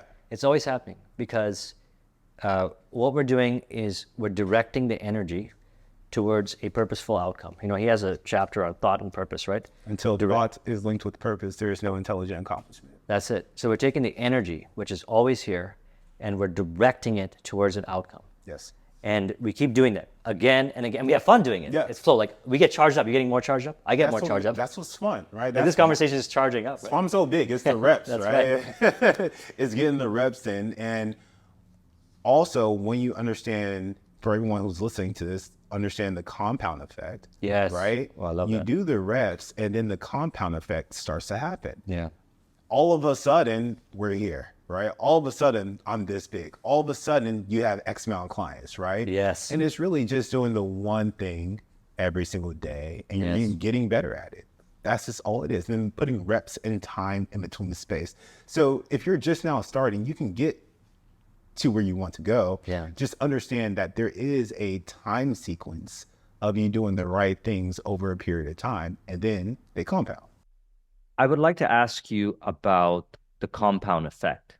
So Yeah. you and I are from the same school of repeatedly doing the same thing again and again, enjoying doing it, and incremental improvements as well as quantum leaps. Mm.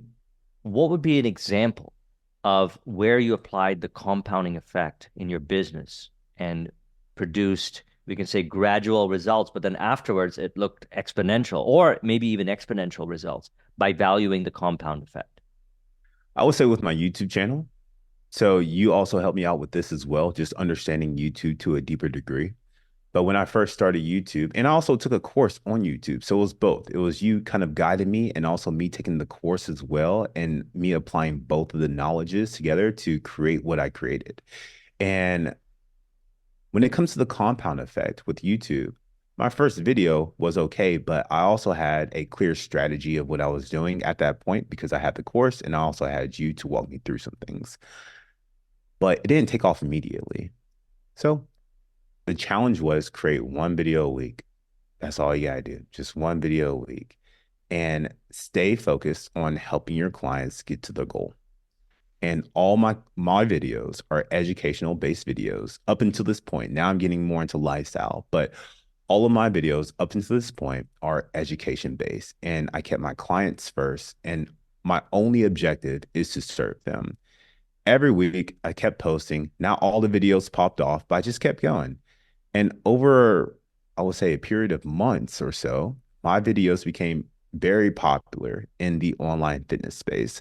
As a matter of fact, if you type in online fitness coach, my video will be the first video that pops up, Oh, or how wonderful. to become an Congratulations. online. Yeah, thank you. And that's because I had the strategy, I worked the plan, and I left time to do its thing as well. Right. But I just kept going and I just kept going. And once again, my videos are number one for how to become an online fitness coach. This same process applies with my stocks that I have in my bank account right now. I remember that when we first started talking about finances and me wanting to invest, I didn't even have enough money to put in to get the stock started. You needed a minimum amount of 3K or something along the lines of that just to put into the fund. And I didn't have that. But I kept working. I kept working. And I kept working. And I finally saved up 3K, put it in there. And now we have multiple hundreds of thousands of dollars there. Right. And it just started from the compound effect of me just having a direction first and staying faithful to what is Florence Lawrence Shovelson? Cohosh. Yeah, she says you have to remain faithful to the unseen vision. I believe that's fair, right? And so I seen in my bank account that I had hundreds of thousands and millions one day, and we're still working on that, the millions part. But you have to stay faithful to that, and the compound effect will eventually happen if you stay faithful to the unseen vision.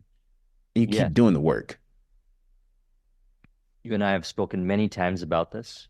The three things I consider when it comes to prosperity. Number one, creating a business or profession or whatever that earns you a lavish, steady, dependable income, whatever that number may be per month. Mm-hmm. Number two, enjoying a wonderful lifestyle, which you do. You have a beautiful place, you have a wonderful relationship, live in Yeah. beautiful San Diego, wonderful car, vacations, etc. You enjoy a wonderful lifestyle. And then you take that money, you also contribute and help others with it. You then take the remainder of that money at the end of the month and invest it, compounding interest. And this third part might not sound to some as glamorous. To me, it does personally. But this is one of the things I did earlier in business is put that money aside and have that compound. And it's amazing the power of compounding interest. And that's why you and I talked about that retirement calculator that I shared with you. that has been really helpful for you. If we just focused on just earning a whole bunch of money, you could end up spending all of it and You not know, benefiting from. Yeah. that was such a game changer. I'm so sorry to interrupt you. That was just such I a mean, game changer in our relationship when you're working with me, is making sure that I do something with the money and not just having a fixed number to make every single month, but it's also to make sure that I'm directing the money to serve me in a way, right? Where put this money here and watch it grow. Also, I use systems to transfer the money. So now I don't even have to think about it, right? So the money is being withdrawn automatically into my stock portfolio without me even thinking about it. And now it just compounds even more. yes, wonderful. And it's amazing. It gets to a point where you end up getting more on the return on your investment than your monthly income. And Yeah. that's a wonderful thing. And all that takes is just putting a little bit of money inside. Yes, choosing your investments wisely. That's part of the three things. Mhm. It's also fun. Yeah. And it's a valuable skill to have, investing. And I also consider a master of compounding. You did this with bodybuilding. You did this, I see you do it with your fitness business. I see you do it in all areas of your life. You got into boxing, right? Yeah. So he's doing it with boxing. And you're transferring this ability over now or you're enabling, we could say, or encouraging that ability with your clients. The repetition, because I'm from that same school, like the repetition of the same thing again, again, and again, and again. Gradual, sometimes you see significant jumps, gradual, but nevertheless, you show up and you do the workouts. Can you share about what bodybuilding has taught you about entrepreneurship? Yeah, well, I always say that if you can get a six pack, you can build a six-figure business. Oh, I like that. Trademark. Yeah, trademark that for sure. But it's so true because everything you do in regards to getting a six pack, you do similar things for your business. Mm-hmm. What it really comes down to for getting a six pack, number one, you have to have the right strategy, mm-hmm. and then you have to do the work. Mm-hmm. That's it. Once you have the right strategy, then it becomes. Can we throw in a flow-based way? In a flow-based way. Well, that's what I recommend. Put too much pressure on yourself because then it becomes eat the food and do the work. And if you mess up, just get back on track. Yeah, that's part of maintaining the flow. Right. Because it's like you don't shame and condemn yourself. You get back right into it. Because if you're tracking your macros, mm-hmm. then you eat a little bit more. Like earlier, we had some tacos. I'm going to eat less later on. And I had a really good salad. It's like you after a while, you get an intuitive feel. And so that's where the power comes in. Because then what ends up happening is you're able to maintain your ideal body weight while also being flexible with what you're eating and so forth. And you don't have to like forcefully discipline as much. That's why I always encourage the flow-based way. Because let's just say you ended up eating whatever, and this is what happened with you, because then afterwards you adjusted your eating so it became more flow-based. You'll adjust later. So if you eat more calories in the morning, you'll be like, oh, cool. No shame, no condemnation. That was good. I'm going to eat less later. And genuinely, you won't even try to force yourself to eat less later. You'll just genuinely don't want to eat as much later, right? Have you noticed that? Well, I'll break that down because people who are listening may not understand why. Yes. The why is because you understand how it works, mm-hmm. right? You understand that if I consume more calories than I burn for this day, then I will gain weight. So therefore, all throughout the day, I have my finger on the pulse of my diet. Yes. So that I know that, okay, I had a handful of calories here, I'm gonna eat a little bit less here. Yes. Right? So that later, maybe we can have some drinks, I still have a little bit more calories left for that, or do whatever, right? So it's understanding how the process works. And then all you're doing is keeping your awareness or your finger on the pulse of what you're doing. Yes. And the same thing goes with. And you can have fun with it, right? Like play a little game with it. It's like, MyFitnessPal or something like that, throw that in there. And then you see, okay, this many calories, I eat this much later. Right, and you just turn it into a nice little game. Yeah. You just as long as you hit that check mark at the end of the day, you know you're going to hit your goals. It's entrepreneurship, the same thing. It's like generate this many leads every day, have this many sales calls every day, convert this many clients. You hit your numbers. Yes. And so that's also related to bodybuilding, right? Because it's literally showing up every day, and doing the reps and the sets and achieving your numbers, and also progressive overload. Yeah. Which is the compound effect. Yeah. Right. So every day you get, or every week or every month or so, you're getting stronger and stronger. And then you keep a little bit increasing the tension or more reps and stuff like that. How does that relate to entrepreneurship? I will say that it relates hand in hand, and I'll also say that there's a season for everything. Yeah. Right? Because there's a season for bulking, there's a season for cutting. And Yes. what I see with entrepreneurs is that sometimes they're so strict. Yeah. Right? They're just so strict. It's kind of Force-based weight. right? It's They're kind a of little like bit the on person the. that's obsessed with trying to get a six-pack. You don't want to do anything else outside of this one thing, but That's a rigidity of mine. it's the rigidity. And you want to be able to bend. Yeah. You don't want to be able to snap. We want Right. to do the transmutation. One, ideally, we're aware of what our emotions are revealing, and we want to have a fluid mind, which is when we're in flow, so that we can adjust accordingly. You adjust accordingly, because otherwise, one could try to hold on and try to force it in a direction, even if it's not helpful. And Force that's it never a in good thing. Yeah. That's never And that could lead to injuries. So in bodybuilding and fitness, it can lead to injuries. And then also in entrepreneurship, it could lead to burnout. It could lead to stress, Burnout. stagnation, growth, or what I've seen sometimes, and I've experienced this as well sometimes, is you keep doing the same thing. Again, you're like, I'm going to forcefully make it work, when you can just pivot in this little direction, go little different angles, switch it up a little bit, and that'll give you the exponential growth. Yeah. Yeah. You know what I found is that being a pro bodybuilder, right? You get to the point where ideally you want to be able to have your cake and eat it too, right? So you know how to stay in shape, all while Yes. staying in shape. So as a business professional, what I found is that you also want to be able to have your cake and eat it too. This is when you actually are able to enjoy the fruits of your labor Yes. from your entrepreneurship journey. Like you get to enjoy this wonderful view. Exactly. There are times where you have your head down and you hustle, and there's Yeah. times where you take a step back because that's not the main thing right now. Yes. And I would say that has allowed me to have such a flow in my life because Yes. I'm not always, okay, I need to push. But there's ebbs and flows, just like my physique too. There's times where I'm super shredded. There's times where I'm a little bit more. And it's Maybe it's sometimes okay. holding a little bit more water, sometimes less, and you're totally fine. You accept yourself, and then you know what moves to make next. Exactly. Yeah. Because I'm aware of how the system works. Yeah. So what I would say bottom line is being aware of how things work. Understand the fundamental truths of Yes. certain situations. And then you have an idea of, okay, if I put $1 in, I can get $3 out. Yes. And I want to bring this back full circle to the beginning now. This is wonderful. I love that we went in this direction. Because in the entrepreneurial program, and actually all my programs that I created, the entrepreneurial program I'm focused on specifically, it focuses on the principles. You went through my program, right? Yeah. It focuses on principles.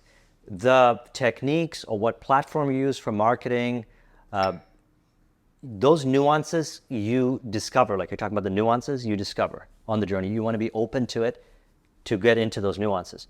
When you've got the principles down, the foundations, like direct response marketing, consultative selling, copywriting, which you dedicated a lot of time to getting mastery in that, you can play around with your consultative selling. If it flexes in this direction, you can adjust and bring it in this direction in ways that might not even be documented in books, or ways that I've never told you, or another person who's an expert has never brought up before, but you found your own way because you're basing it on those principles, right? And then from there, what ends up happening is you find the way. So I also want to congratulate you for acknowledging that. Having the foundational principles which you have learned and applied to build your fitness business to success, and then also now your consulting business and you're transferring that to others, and then also allowing room, the flexibility for the creativity to arise in the marketing or the sales or the innovation, even operations. Like for example, this is a perfect example. One time in corporate, I remember saying, I was able to get my 8-hour day down to 6 hours. So I was able to, Yeah, you told me this one. yeah. And so what ended up happening was I got it down to 6 hours, and I said, you know what? I could probably take it down to 2 hours. I remember mentioning it to someone. They're like, no, 2 hours is a far stretch. I don't know about 2 hours. Well, guess what? The technology we have now can bring that same thing down to like an hour or 30 minutes and 10 minutes. That's even based on what I'm aware of right now. So we can see that as long as we stay open to possibilities for optimizations, we allow those things to arise. But the moment we say, no, it has to be done this way and there's no way to optimize it further, we close off from it. But when you got the principles down, and then also with that, with the principles, you allow yourself to stay in the flow, you can actually play with those principles. You know, transmutation, a perfect example is how you work with a transmutation, because I do the transmutation as well. I shared my way of what goes on within. He shares his way, what's going on within. And guess what? They both work. So that's how I know that Reuben has gotten such a wonderful mastery on the principles. And I recommend and endorse him. And I'm so excited to have this conversation because we went through it a number of times here. And no pun intended, you flexed and you showed like what you did it, many demonstrations. Congratulations. Thank you. And I would also say. So you are a master. But it's always, it's the wonderful thing. Right. Just because, I say mastery, there are higher degrees of actualization of that mastery. Like you're going to continue to grow. Yeah. You're going to expand. You got exciting business opportunities coming up. We've talked about many things that you want to get into. So I say Reuben's just getting started. Definitely getting started. And for those of you who are also getting started, my piece of advice is with the principles and the foundations. This is just from my perspective, just being in the fitness world. Yes. Be strict with the principles, but then you add the creativity when you learn how to think intuitively. So that actually is how me personally, because I understand the principles, now I can add my own flair to the principles. Yes. And this allowed me to stand out from in a crowded market. And also understanding the principles gave me guidelines to what I could do. So I can do anything within these guidelines because those are the principles. This is the foundation. So I can bounce wall to wall within these guidelines. I can go up and down. But as long as I stay within these frames, this is the principle. That's the foundation. If you go outside of that, then you're not following the fundamental principles. So you brought up something very interesting, flexing on the foundation of principles. Or at least that's what I call it. It's a bodybuilding probably insight that you gathered. So where you have principles and then you flex, you adjust based on the principles. So you have a foundation of principles and you adjust accordingly. How has that helped you and how do you apply that to your business? Yeah, well, you always come back to the principles. You always come back to the foundations, but you can't be so rigid in your workflow that you can't be flexible. You want to be flexible because things always change and you want to kind of be in the flow with things. And if they change, you have to learn how to pivot as an entrepreneur. You can't be stuck in one certain way of doing things. Just like when COVID happened, right? There's a lot of people that was stuck in the gym. But now you had to pivot. You had to go online because you can't train in the gym. You can't be stuck on one train of thought or one process. You have to be able to pivot when times change and things always change. And this is going to be able to help you become more flexible as an entrepreneur. And the entrepreneur that can pivot fast and move fast and that's flexible, but always remains their foundations, the integrity of their foundations, that's the entrepreneur that's going to win. So what was an example? Thank you for that. What's an example where there's a principle that you have? First of all, what's the principle? And then something that happened in your business or with your clients where you applied this, you flexed with it and optimize and produce the result. Maybe it's a nuanced variation to the principle. Do you have an example of that? An example of a principle and I flexed with it, and then I had to optimize it to get the result. And yes, thank you for that. And I want to throw this little piece in there why I'm asking this question. Because one can be rigid and dogmatic with a principle. Yet there's so many different variations of application of that principle. It's still the principle. Like, for example, I always say direct response marketing, consultative selling, and copywriting. And then there are principles in relation to that. Yet those principles can be modified, adjusted, in a certain way, which may not even look like the principle on the surface, but it's built on the foundation or it spawns from that principle. That's why I want to ask this question, because I feel it'll be very helpful for everyone. I would say sometimes when in the coaching program, we have different scripts for what to say in the DMs, also for what to say on the phone. People can be very dogmatic and say everything word for word on the script without being themselves, right? This may also let the other person on the phone believe that this person isn't truly authentic or truly not themselves. Even though the script is principle based, it's still not their voice.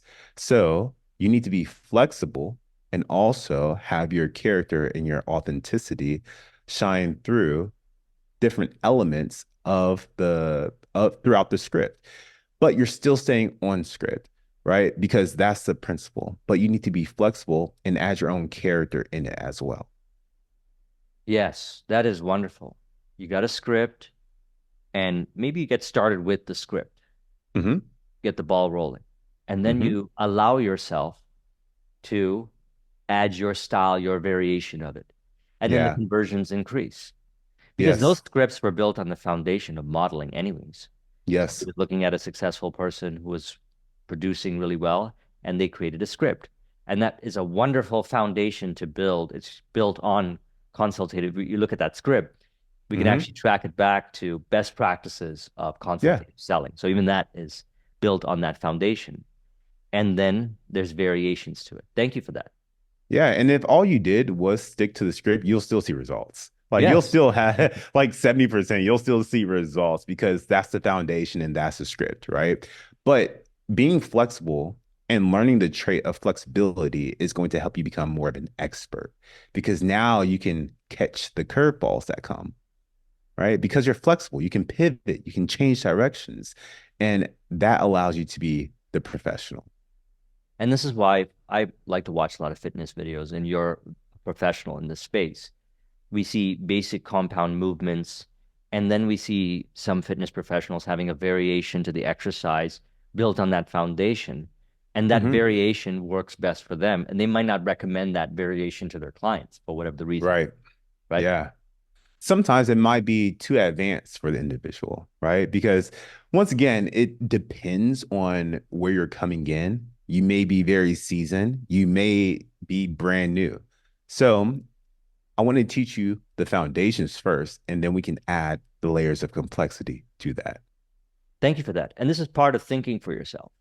Thinking for yourself in relation to building a successful business involves, and not necessarily in this order, number one, looking around and seeing what others are doing that have built successful businesses.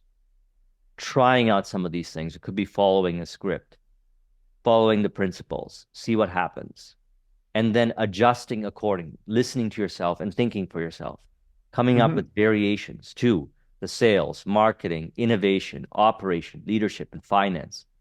Then you find your own style, and that style ends up working ideally. And then you also help your clients with that. So this is wonderful that you offer this service to start with the foundations and then also help people think for themselves in relation to those foundations so that at the end of the day, this is about actualizing the vision. Yes. And I would say that when it comes to actualizing the vision and also staying true to the foundations, to get better, you have to self-reflect. You have to, because that's how you're going to optimize. That's how you're going to learn what you did wrong or what you could have done better. And in the moment of self-reflection, once you understand, okay, what I did wrong or, what could I have done better? In that moment, that becomes the opportunity now. Because the next go around, now you have the opportunity to not make the same mistake twice. And this will solidify you really knowing and understanding and actually learning. Yes. And no shame and condemnation for making the mistake. Flow-based. Exactly. It is what it is. Because now is where all the power is, right? Yeah, absolutely. And so now I am so happy and honored that you are blessing everyone with your wisdom. Thank you. And you're helping them, you're contributing to their success, and they're going to go on to contribute to others' successes and so forth. So I want to thank you. We've gotten into so many interesting, and again, we went flow-based. We didn't have a script. No. Flow-based. That's how I like to do things. And Reuben provided so many insights, perspectives, real life examples, case studies, and so forth within this conversation that I recommend and endorse Reuben, anyone who wants to work with Reuben. So in the links in the description, I'm going to put your contacts. And it would be an honor to hear about anyone that is working with Reuben because the level of mastery is here. So Reuben, I want to say I appreciate you very much and congratulate you on all the success that you've created so far. And as I believe, as I said, and I'm always going to see it that way. You're just getting started. Thank you, John. And you're going to keep ascending to higher and higher degrees based on exactly what you're doing here. So thank you. And just like you endorsed me, I want to endorse everyone who's listening to this as well to work with you, because not only did you give me new variables to think about in life, you helped me expand and grow as well at the same time, which you gave me something to think about. And then I grew into the thought. I appreciate you, Reuben, very much. Thank you. Can I get a hug? Yeah, absolutely. So we're going to enjoy San Diego. Thank you, everyone. I trust that you found this to be very helpful. I appreciate each and every one of you, and we'll talk soon. Take care.